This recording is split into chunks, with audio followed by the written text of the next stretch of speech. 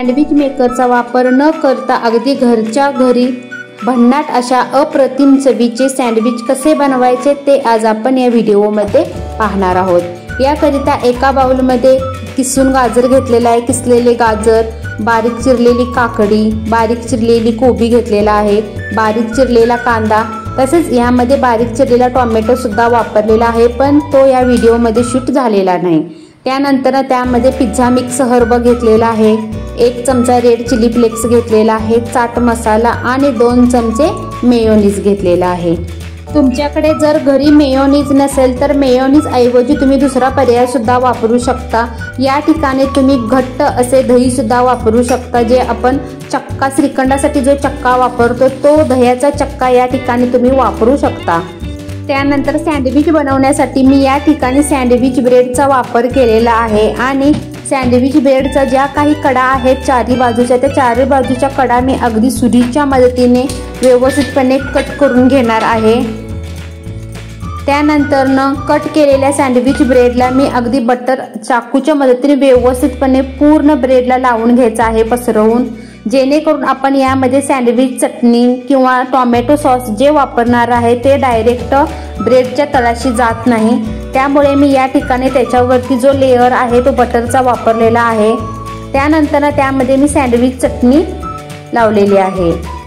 1 चमचा सँडविच चटणी ब्रेडवरती पसरवून घेतलेली आहे एका ब्रेडवरती, आणि दुसऱ्या ब्रेडवरती मी टोमॅटो केचप पसरवून घेतलेला आहे।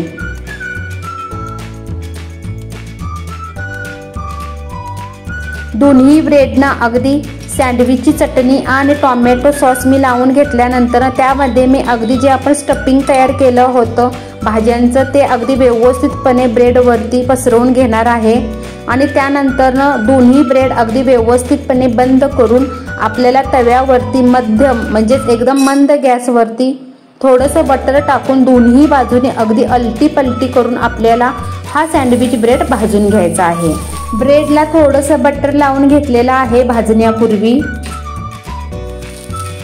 आणि अगदी व्हिडिओमध्ये दाखवल्याप्रमाणे पूर्णपणे मंद गॅसवरती अलटी पलटी करून अगदी ब्राऊन रंग येईपर्यंत दोन्ही बाजूनी मी हा ब्रेड भाजून घेणार आहे।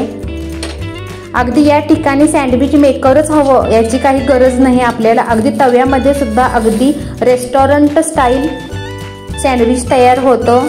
तुम्ही बघू शकता व्हिडिओमध्ये किती अप्रतिम आणि सुंदर असा कलर सँडविचला आलेला आहे, आणि टोटली आपलं सँडविच बनून तयार झालेलं आहे। आता हे सँडविच खाण्यासाठी तयार झालेलं आहे। तुम्ही टोमॅटो सॉस तसेच सँडविच चटणी बरोबर हे सँडविच खाऊ शकता।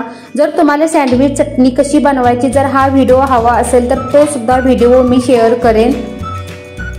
तर चला मग मंडळी, ही रेसिपी तुम्हाला आवडली असल्यास माझ्या चॅनलला नक्की शेअर, सबस्क्राईब तसेच कमेंट करायला सुद्धा विसरू नका। धन्यवाद।